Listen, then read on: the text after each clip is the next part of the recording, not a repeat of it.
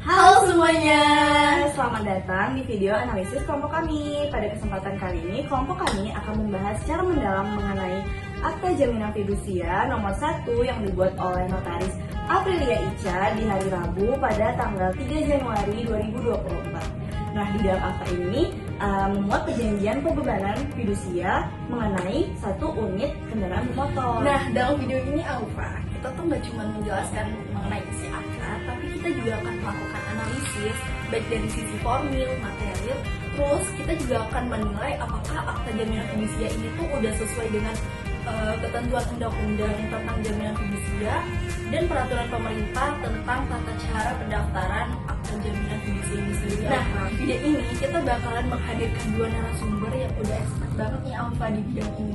Nanti mereka akan memberikan insight baik dari sisi akademis dan praktiknya. Tonton sampai akhir ya, karena ini cukup komprehensif dan sangat berguna untuk mahasiswa hukum, praktisi, maupun masyarakat umum.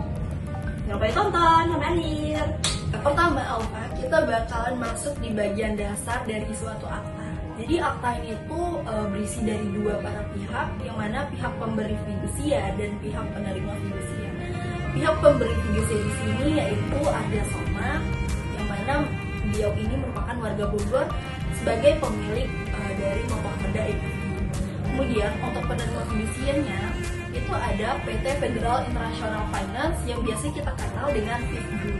Nah, hubungan dari kedua pihak ini tuh didasarkan dari adanya perjanjian pembiayaan untuk pembelian sepeda motor EDV ini, Alfa. Nah, pastinya dalam jaminan fidusia ada objeknya dong. Nah, pada akta ini, objek jaminan fidusia itu 1 unit kendaraan bermotor, yaitu motor Honda 160 CBS ISS dengan nilai objek sebesar 20 juta. Sedangkan nilai penjamin yang tercantum di dalam akta itu ada 26 juta, yang mana itu diakui kedua belah pihak.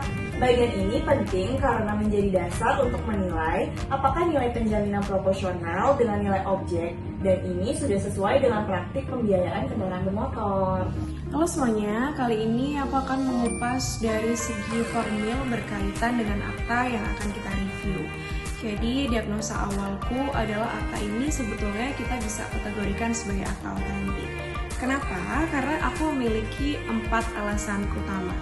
Yang pertama, akta ini dibuat oleh notaris yang bersangkutan di wilayah kerjanya. Hal ini menjadi sangat penting karena ketika notaris membuat akta di luar wilayah kerjanya, maka akta tersebut dapat terdegradasi keautentikannya. Sehingga perlu di make sure berkali-kali memang notaris yang bersangkutan berada di wilayah kerjanya dalam pembuatan akta. Kemudian yang kedua, akta ini juga telah memuat secara lengkap identitas dari para penghadap, dari mulai nama lengkap, tempat tanggal lahir, pekerjaan, domisili hukumnya atau domisili dari para penghadap. Yang ketiga, terdapat 2 orang saksi yang turut menandatangani serta turut hadir dalam pembuatan akta tersebut. Dan yang terakhir atau yang keempat, terdapat kuasa yang sah dari Ade Irawan kepada PT Federal International Finance yang kemudian diwakili oleh Bayu Prasetyo sebagai pejabat cabang. Selain keempat alasan tersebut, terlihat ada 1 keunggulan yang coba untuk disisipkan dari notaris yang bersangkutan ke dalam aktanya, yaitu bagaimana notaris mencoba untuk merumuskan ketentuan yang termuat di dalam Undang-Undang Nomor 42 Tahun 1999 tentang jaminan fidusia. Bahkan peraturan pelaksananya, yakni Peraturan Pemerintah Nomor 86 Tahun 2000 tentang tata cara pendaftaran jaminan fidusia dan biaya pembuatan akta jaminan fidusia juga turut dielaborasikan dan dimuat di dalam akta ini. Hal ini menjadi nilai plus bagi kami. Kenapa?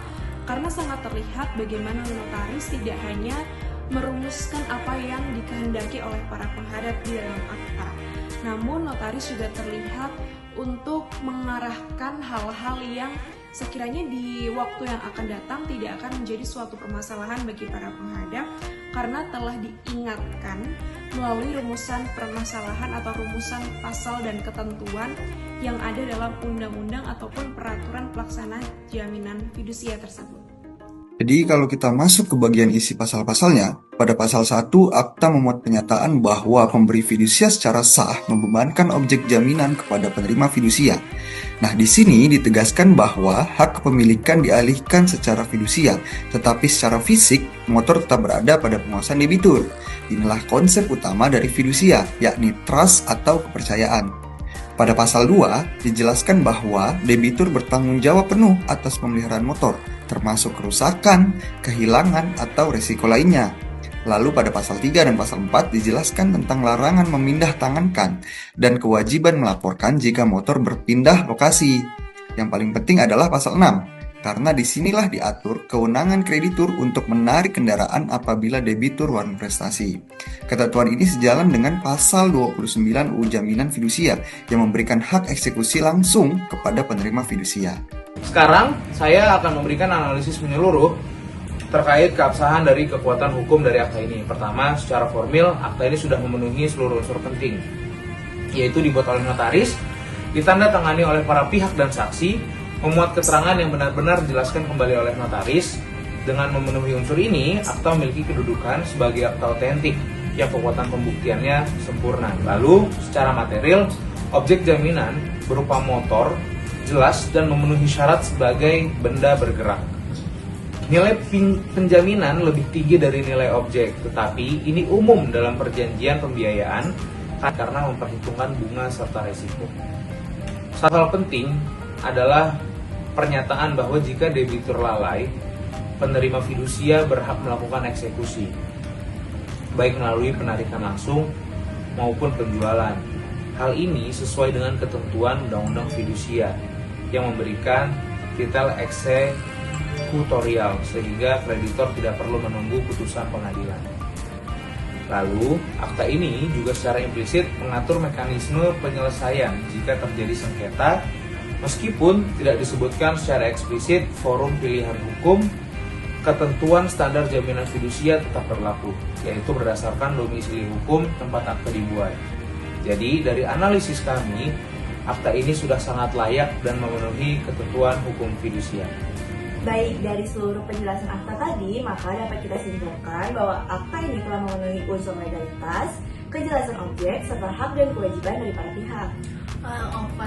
Jadi akta jaminan fidusia itu sebenarnya nggak cuma sah secara hukum, tapi juga memberikan perlindungan baik untuk pihak pemberi fidusia dan penerima fidusia, yang mana itu tuh harus sesuai dengan peraturan perundang-undangan yang berlaku. Teman-teman semua yang udah menonton video ini juga kita ngucapin terima kasih. Iya, terima kasih dong udah nonton sampai akhir. Bener banget. Semoga kalian yang nonton video ini bertambah umumnya betul.